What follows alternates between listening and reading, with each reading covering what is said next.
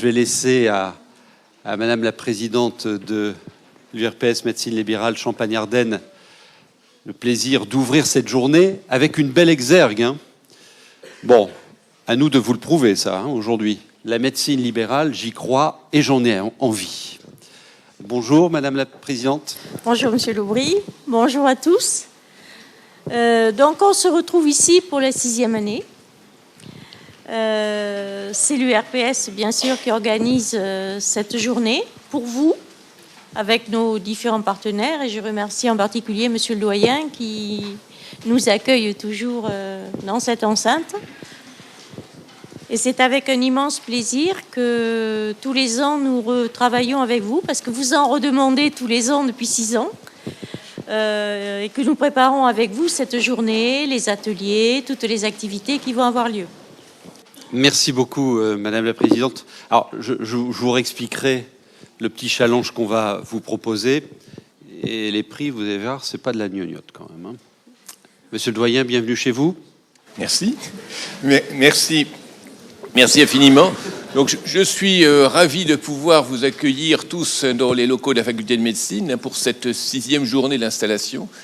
Et je remercie beaucoup l'URPS et sa présidente, et tous ses membres, de l'avoir une fois encore organisé, bien organisé. Je remercie tous les médecins enseignants de médecine générale et de spécialités hors médecine générale qui l'ont préparé et qui vont l'animer, les maîtres de stage, et puis tous les étudiants qui sont présents et qui viennent donc s'informer sur l'installation en médecine générale. Profitez de cette journée. Hein. Profitez de cette journée pour tout comprendre, tout connaître de la médecine libérale. Et j'attends que vous posiez un maximum de questions à celles et ceux qui interviendront devant vous.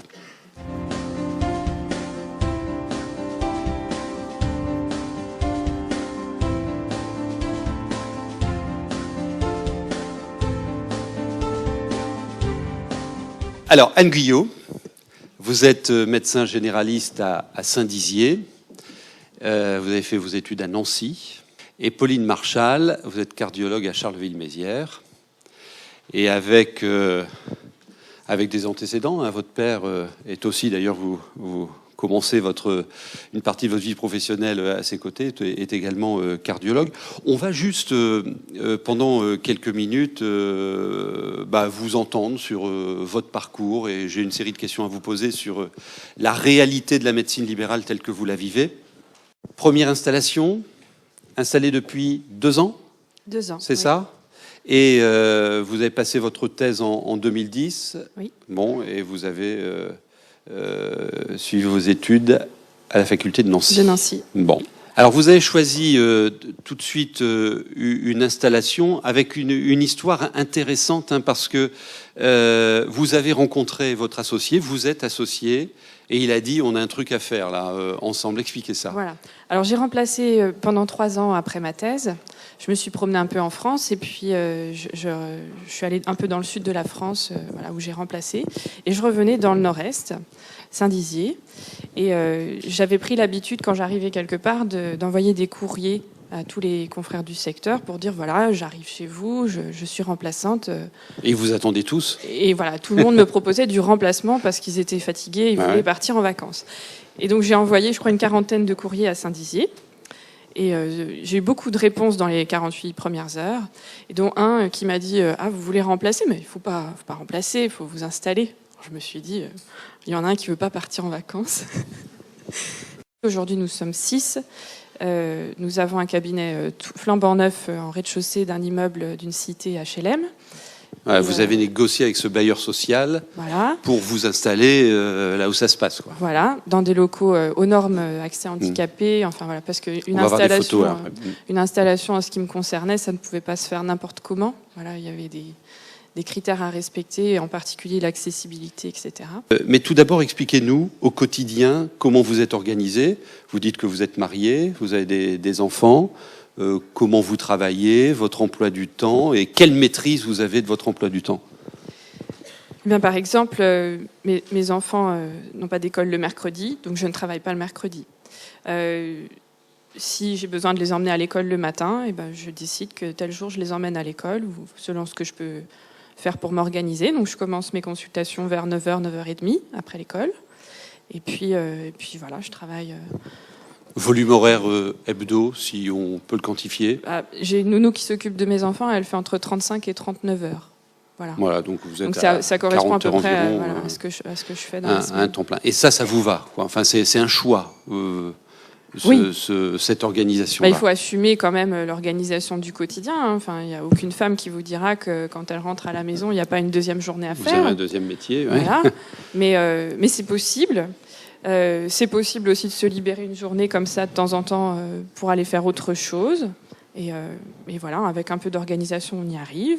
Et puis surtout, c'est un choix. C'est-à-dire que si demain, j'ai besoin d'une journée de plus parce que mes enfants ont besoin de plus de présence, je le fais. Mes horaires sont adaptables. La secrétaire sait comment organiser les choses. Et l'avantage d'être en groupe, c'est que le jour où il y a une urgence et que je ne suis pas là, les patients sont bien avertis que qu'en mon absence, ils doivent s'adresser à mes collègues ou en mon absence à mon remplaçant, par exemple.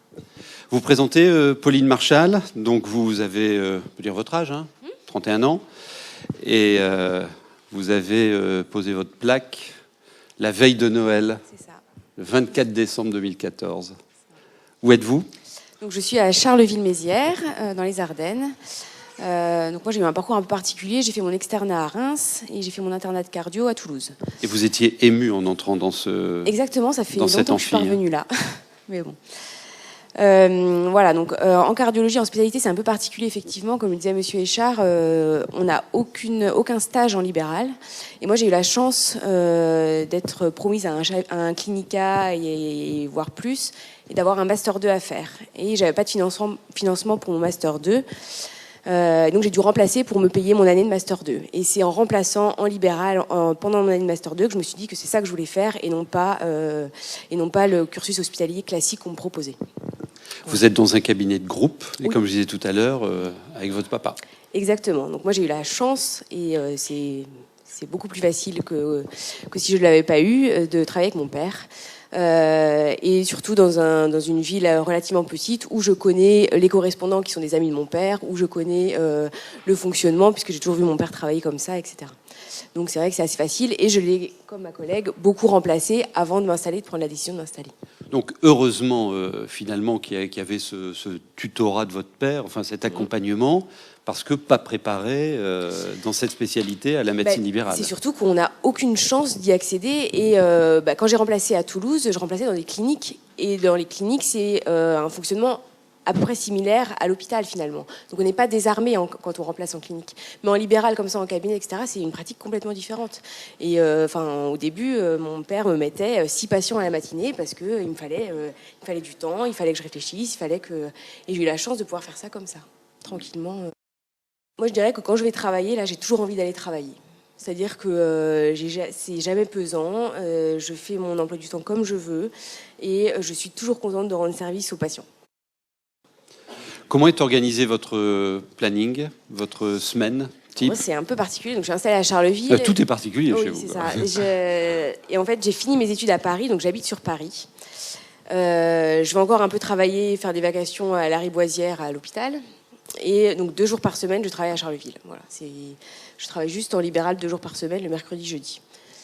Voilà. Liberté de planning aussi. Liberté complète de planning, c'est voilà. Pour moi, alors je suis ni mariée, j'ai pas d'enfant, mais je fais beaucoup de sport et j'ai le temps de faire beaucoup de sport comme ça. C'est un choix de départ et en plus moi je suis en collaboration, donc c'est pas vraiment une installation. Oui, c'est un début d'installation, mais il y a quand même tout le côté entreprise justement qui est mis de côté quand on est en collaboration, puisque là, pour ce qui est le côté financier, etc., j'ai aucune charge fixe et je ne paye des charges que sur ce que je gagne, ce qui ne m'engage... en gros, pour le côté entreprise, je suis un peu mise de côté pour l'instant, en tout cas, avant de m'installer définitivement. Ouais, donc c'est que du bénéfice, quoi. C'est que des avantages. Quand il y a une pathologie un peu plus spécifique, etc., on en voit facilement sur les CHU pour les bilans complémentaires. Donc c'est un peu différent... Pour la pathologie, c'est un peu différent effectivement, du CHU. Anne Guyot, quels sont les plus métiers de la médecine libérale telle que vous la pratiquez ? Je suis d'accord sur le relationnel avec les patients qui est essentiel dans le métier du libéral. Enfin, voilà, ils sont très contents qu'on s'intéresse à eux et qu'on vienne. Enfin, je pense que tu ne me contrediras pas, c'est des secteurs où on a habitué les gens à dire on manque de médecins. Alors ils nous chouchoutent, hein, ils sont très contents qu'on vienne les voir et ils sont très fidèles. Voilà. J'ai eu un accueil exceptionnel de la part des patients qui étaient... On parlait des stages en libéral, moi non plus. Je suis pas sûre que j'aurais eu l'idée de faire ça si j'avais pas eu la chance de faire un stage chez le praticien de 6 mois, puis un SASPAS de 6 mois où là, à la fin du SASPAS, on est prêt à exercer en médecine générale libérale. Et c'est logique et puis c'est très valorisant aussi de pouvoir transmettre ça à d'autres parce que la chance qu'on a d'exercer comme ça, il faut montrer que c'est possible. Voilà. Et l'autre chose aussi, c'est que les étudiants apportent énormément de choses dans nos cabinets. On entend souvent dire l'installation libérale, surcharge administrative, gérer son truc. Moi, c'est pas mon truc. Je préfère être 100% sur l'exercice de ma discipline. Comment vous vivez ça, l'une et l'autre?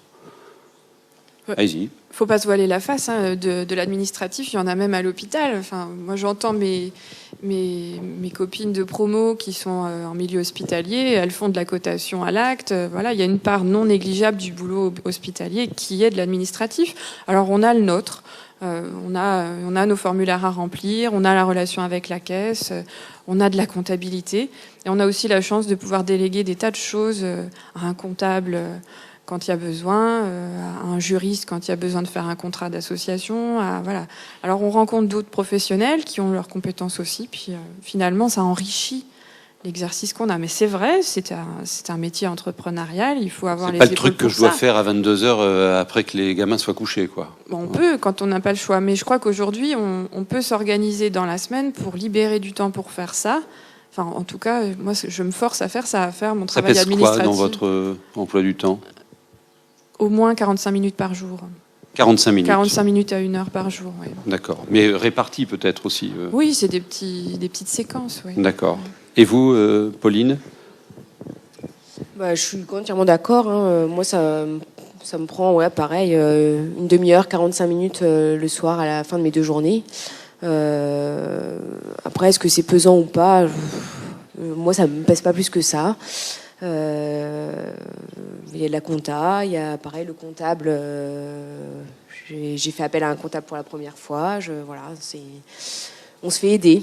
On trouve des réponses à nos questions en se faisant aider. Pour la caisse, c'est pareil. Moi, je les ai appelés 3-4 fois parce que j'avais des questions pour les soucis de remboursement, etc. Mais on trouve réponse et c'est pas si pesant que ça. Est-ce qu'à la fac, on vous forme à l'entreprise aussi? Parce que c'est une entreprise, votre truc, là.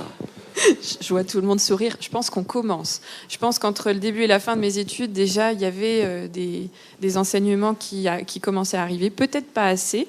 Et en même temps, c'est aussi l'objet du SASPAS, de montrer les caractéristiques administratives. Je pense que quand on commence le premier stage en libéral, au début, c'est la découverte totale. C'est une médecine différente. Au bout de 6 mois, normalement, on est quand même bien familiarisé avec ça. Et l'objet du SASPAS, c'est aussi de pouvoir accéder à la comptabilité du praticien, à voir un peu comment il gère ses employés. Là, c'est la partie salle d'examen. Donc, il y a une table électrique. Il y a un petit coin pour la pédiatrie. Moi aussi, je fais 30% de pédiatrie dans mon activité, pédiatrie gynéco. Qu'est-ce qui vous intéresserait encore? C'était toute l'histoire des normes d'installation actuelle. Il faut un point d'eau, il faut des espaces larges, des portes aux normes handicapées, etc. C'était pour vous montrer qu'on s'en sort quand même, parce qu'il y a des architectes qui font ça bien. On a un métier où on a le luxe de pouvoir avoir des revenus confortables. Donc j'ai une nounou à domicile qui s'occupe d'eux et qui me permet d'avoir aussi cette On peut parler des revenus là pour vous deux? Bien sûr. Ça donne quoi, vous? 5 000 € par mois. D'accord. Après déduction 5 euros. Après déduction des charges. Hein, voilà. Ce qui me reste dans la poche, c'est 5 000. Pauline? Enfin, si vous voulez répondre, hein, je sais pas. Oui, oui. Mais c'est une question qu'on pose souvent, bien sûr. Hein. Alors moi, je travaille 2 jours par semaine et je suis installée en zone franche urbaine. Donc c'est un contexte un peu particulier. Donc je suis indemnisée d'impôts et donc dans ma poche, il me reste à peu près 4 000 € par mois. Donc nous, on est 5 dans le cabinet avec une machine d'échographie, un appareil AECG. Voilà, c'est classique hein, comme bureau. Après, moi, tout ce qui est normes, etc., je suis arrivée dans un cabinet déjà prêt. J'avais qu'à arriver avec mes valises. Quoi. Ouais, voilà. Très bien. L'absence de certitude, vos aînés en avaient plus.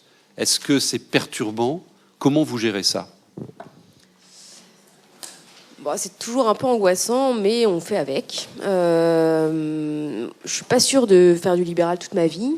Je pense avoir les ressources pour changer et retourner à l'hôpital si un jour il n'y a plus de libéral, par exemple, je sais pas. Voilà, ça, c'est angoissant, mais ça me perturbe pas dans ma pratique tous les jours. Le matin, je me dis pas peut-être que dans 10 ans je serai plus là, etc. On a du mal, je pense, maintenant à se projeter dans 10 ans, même moi dans 5 ans. Si je me suis pas installée, si je me suis mis en collaboration, c'est que je veux avoir une certaine liberté. Voir un peu ce que ça donne et pouvoir être un peu libre et de m'adapter au changement de ma vie, quoi. Anne, voilà. Moi, je pense qu'on n'a pas le choix. La médecine libérale, 100% des gagnants ont tenté leur chance, donc il faut tenter sa chance. Il y a 30 ans, le métier, ça ressemblait pas à ce qu'il est aujourd'hui. Alors, dans 30 ans, il ressemblera sûrement pas à ce qu'il est actuellement.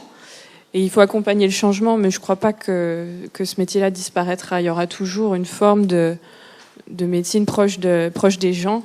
On ne peut pas se contenter d'un système ou technique. On a besoin de l'hôpital pour tout ce qui est technique, mais notre quotidien, c'est les petites choses de la vie, c'est l'accompagnement des gens de la naissance à la mort. Alors, ça paraît ambitieux, mais c'est nécessaire. Tout le monde a besoin d'avoir un médecin qui le comprend. Donc peut-être qu'on ne bossera plus de la même façon, peut-être qu'on sera plus payé de la même façon, mais notre métier ne disparaîtra pas. C'est merveilleux d'être associé. On était 3 il y a 1 an. On est 6. Il y a Anne qui est venue avec nous. Il y a 2 autres médecins qui n'ont jamais voulu s'installer et qui sont venus s'installer. Un médecin de 54 ans, un médecin de 58 ans, qui faisait des remplacements depuis 30 ans. Tout ce qu'ils voyaient, c'était des médecins qui s'engueulaient. Donc ils continuaient les remplacements. Ils sont venus avec nous parce qu'on avait un projet commun. On a une de mes internes qui vient dans 1 mois s'installer avec nous, donc on est 7. Et on est en train de recruter le 8e. Alors il faut quand même vous dire que notre cabinet il est en zone franche, dans un quartier pourri, avec plein de gens qui ont la CMU et qui sont adorables. Vous avez peur de l'avenir sur le plan démographique, parce qu'il est vrai que le problème, c'est qu'il y a quand même une raréfaction du nombre de médecins généralistes qui s'installent, en particulier dans votre secteur. Et comment vous voyez le départ de vos collaborateurs qui ont plus de 55 ans ou qui se rapprochent de la retraite? Les urgences ne sont pas les mêmes, les pathologies ont changé. Et je pense qu'on peut très facilement imaginer qu'on fasse des consultations programmées ailleurs. Alors là, on a un projet de pôle de santé où on réfléchit à ça. Et il est question aussi de faire des vacations dans un cabinet secondaire. Là où il n'y a plus personne, où il y a des personnes âgées qui peuvent plus se déplacer, nous, on va y aller à tour de rôle 1 journée par semaine. Si on est assez nombreux pour assurer le travail sur place, on peut aller travailler un petit peu plus loin. La démographie, c'est un problème, mais on doit pouvoir trouver des solutions et on va les trouver. Quand on s'installe, on se dit qu'on y reste longtemps. Et donc, il faut un mari qui a un travail toujours au même endroit. Et donc, je pense que c'est ça la difficulté en libéral. C'est qu'il faut le mari qui soit disponible et qui ne bouge pas du lieu où on est. Alors, c'est la nounou qui les met en pyjama. Mon mari aussi a un boulot prenant. Il est souvent absent le soir aussi. J'ai jamais dit que je resterais là 30 ans. Voilà. Et je pense que, quelles que soient les circonstances de la vie, il y a toujours une porte de sortie. Il y a toujours, dans ce métier, des solutions pour faire autrement, autre part. Voilà. Vous avez la chance, avec un diplôme de médecine, de pouvoir travailler n'importe où et dans des conditions très différentes. Est-ce que s'installer seul est viable ou est-ce qu'il faut plutôt favoriser l'association ? Alors, de ce que j'entends des médecins généralistes dans les Ardennes, effectivement, s'installer seul, c'est difficile. Faut accepter de travailler beaucoup. Et après, je sais pas, en tant que jeune, j'ai l'impression que les c'est plus facile en collaboration. Hein, et puis on peut s'absenter. Il y a quelqu'un pour voir les patients si on n'est pas là. Pour les vacances, c'est la même chose. Donc les installations seules, c'est plus trop à la mode, j'ai l'impression. Mais oui. Moi, je crois que dans tous les déserts, il y a des dromadaires. Alors, il faut trouver le dromadaire du secteur qui va vous mettre le pied à l'étrier et puis qui va vous aider à monter le projet. Si j'avais pas rencontré une ou deux personnes qui étaient motivées pour faire quelque chose de dynamique sur le secteur, ça se serait peut-être pas fait. Mais on en trouve. Vous nous avez demandé de nous exprimer sur C'est passionnant. Découvrir un métier de gestionnaire pour les employés, c'est intéressant. Hein, voilà, c'est pas notre cœur de métier, mais on peut y arriver quand même. Ma question est la suivante, c'est qu'est-ce qu'on fait des visites? Qu'est-ce qu'on fait des patients âgés justement dans les petits villages qui, eux, ne peuvent plus se déplacer? Alors vous parliez tout à l'heure justement de faire une vacation dans les endroits comme ça. Je n'en avais jamais entendu parler et j'aurais voulu un petit peu plus d'infos justement là-dessus parce que voilà, aujourd'hui on demande aux patients de se déplacer et de plus en plus de patients le font, mais ceux qui ne le peuvent pas, dans notre façon de voir les choses aujourd'hui, enfin, je pense qu'on est un peu tous dans le sens-là, les visites, franchement, il n'y en a plus beaucoup qui veulent en faire, quoi. Les visites, moi je pense que j'en fais 6 par semaine. Voilà. C'est des consultations longues. Donc il y a des choses qui sont en route pour valoriser le temps qu'on passe à domicile. Ça, c'est la première chose. Ensuite, il y en a qui sont incompressibles. Il y a des gens, il faut aller les voir parce qu'ils ne bougent pas de leur lit. Donc ça, c'est les 6 que je mentionne. Les autres, c'était beaucoup de visites qu'on peut transformer. C'est pour ça que les gens acceptent de se déplacer. Un enfant qui a de la fièvre, on ne va plus le voir à la maison. Donc c'est vrai, ça change. Après, l'histoire du cabinet secondaire, c'est, imaginons, une mairie qui se dit, voilà, le dernier médecin de la commune part en retraite. Moi, j'ai un local que je vais mettre à disposition. La caisse d'assurance maladie permet qu'avec le même numéro d'inscription, alors c'est RPPS, enfin, il y a des numéros d'inscription à la Sécu, c'est-à-dire avec la même carte professionnelle, on puisse aller travailler ailleurs. Ensuite, j'ai un ordinateur connecté où je peux emmener ma tablette, où j'ai mon fichier patient informatique, donc je le transporte avec moi et je fais ma vacation de consultation dans un bureau qui a été aménagé pour que je puisse venir. Ça se passe actuellement est entre guillemets facultatif. Il serait possible, avec bien entendu des aménagements pour certains usaires, c'est-à-dire certaines unités de soins ambulatoires, ça serait possible certainement d'en faire un petit peu plus s'il y avait une réelle demande des internes. Voilà, d'en faire le deuxième. Il est question nationalement que ce deuxième stage devienne obligatoire. Oui, bonjour, donc Brice Cano, je suis un des représentants des internes de médecine générale. Je voulais juste rajouter une précision à ce que M. Roualet venait de dire. C'est vrai que très régulièrement, beaucoup d'internes en dernière année renoncent à ça se passe par manque de structure et on a un réel déficit de maîtres de stage ambulatoires pour accueillir des internes, notamment ça se passe. Et même en niveau 1, le problème va se poser d'ici très peu de temps parce qu'on a beaucoup de maîtres de stage qui vont partir en retraite. Moi, je sais que je suis encore interne, je termine dans 5 mois. Et dès que j'aurai l'occasion d'accueillir un interne, je le ferai avec grand plaisir. C'est enrichissant d'accueillir un interne parce que ça nous permet de nous ouvrir un petit peu sur le milieu universitaire qu'on a tendance à perdre une fois qu'on est installé. Et je pense que c'est quelque chose qui est assez indispensable quand on est en médecine générale en ville, de garder ce lien avec l'université. Je pense que dans tous les maîtres de stage, aucun ne regrette de prendre des internes.